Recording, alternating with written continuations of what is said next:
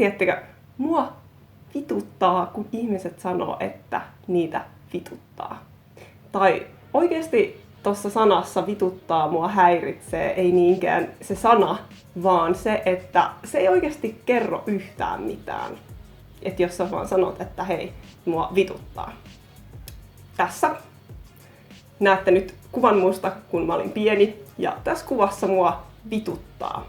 Tällä hetkellä, kun tuo kuva on otettu, mulla ei ollut minkäännäköistä käryä siitä, että minkä takia mulla on paha mieli. Ja sen takia mulla on ollut loistavat porukat, joiden pointti on pienenä tulla ja kertoa siinä tilanteessa, että hei, Anni Korianteri, Joonas Petteri, nyt sinua kyllä taitaa harmittaa se, että tuo Annikki Tyttimari otti sinulta yhden kappaleen leluautoja ja leikkii nyt sillä. Elikkä niiden porukoiden pointti, tai sen aikuisen pointti on tulla siihen tilanteeseen, nähdä se mutrusuu ja sanoa, että hei, että nyt sua itse asiassa sua suututtaa. Tai että nyt sua hävettää, kun sä juokset täällä pelkissä pikkuhousuissa. No lapsia hävetetään, sitä ei tarvitse varmaan sanoa. Mutta sitten nähdään vanhempina unia siitä, että mentiin kouluun pelkissä sukkahousuissa. En tiedä, oletteko ikinä sellaisia. Mä oon ainakin nähnyt tosi monta kertaa. Tai tosi monta kertaa. En enää niin vanhempana, mutta pienemmänä niitä aika paljon.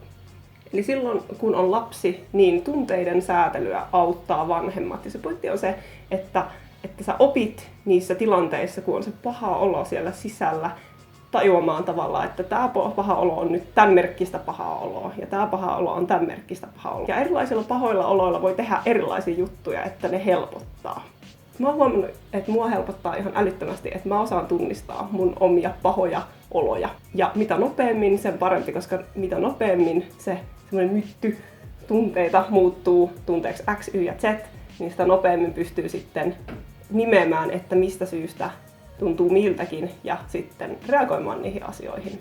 Mä oon ainakin huomannut, että mulla on tosi paljon sellaisia tunteita, mistä mä en haluaisi myöntää, että tää on oikeasti sen tunteen nimi.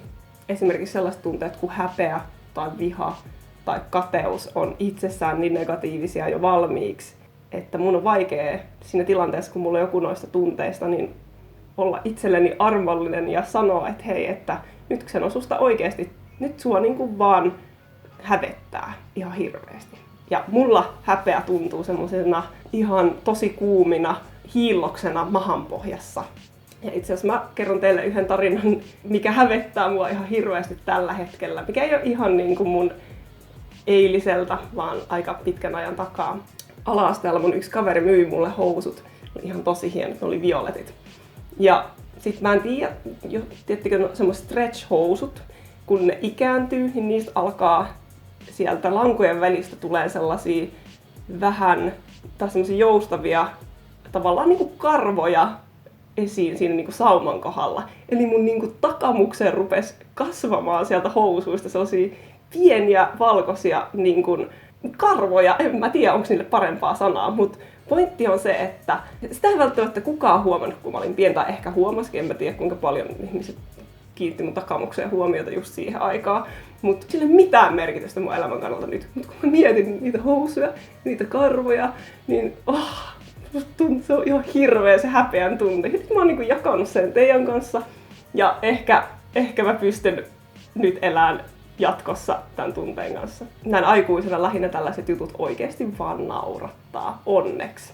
Tai vaikka, että jos rupeaa suututtamaan sen takia, että toinen oli luvannut pestä pyykit ja sitten se oli se unohtanut ja sitten tuli kotiin ja huomasi ne pyykit siellä pesukoneessa ja tuli semmoinen tiettikö vihan tunne. Mutta sitten kun siinä hetkessä pysähtyy ja tajuaa, että oikeasti nyt mua vihastuttaa siitä syystä, että joku unohti pestä pyykit. Ja mä saa perspektiiviä siihen elämään, niin silloin on niin helpompi oikeasti käsitellä sitä tunnetta ja laittaa se sille kuuluvalle tavallaan jalustalle elämässä.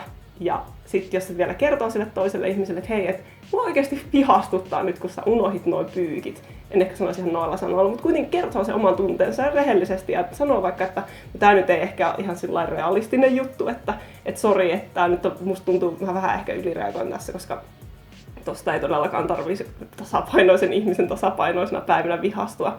Mutta sen voi just kertoa eteenpäin sitten se toinenkin ehkä ymmärtää sua paremmin. Ja voi olla rehellinen sille tunteelle, eikä sanoa, että mua vaan vituttaa, koska sä et pes pyykkejä.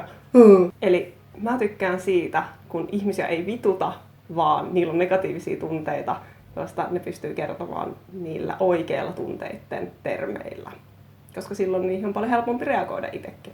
Ja ensi videossa käydään sitten läpi sellaista tunteiden tunnistamis- ja seulontamekanismia tai taktiikkaa, jota mä itse käytän. Ja on mun mielestä toiminut aika kivasti. Elikkä hei, kiitos kun katsoit tämän videon, jos tykkäsit.